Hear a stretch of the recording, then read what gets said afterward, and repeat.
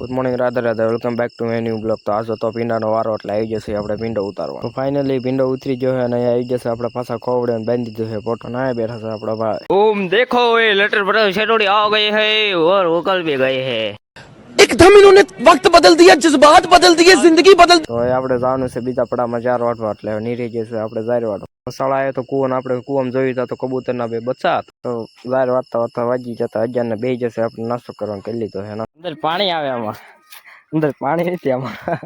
વટે ગઈ જાય ને આપણે નહીં જતા પાછા ઝૂપડા બાજુ વસાળા આવી જતો. હા ને ધીંગાણું જામ્યું ભાઈ.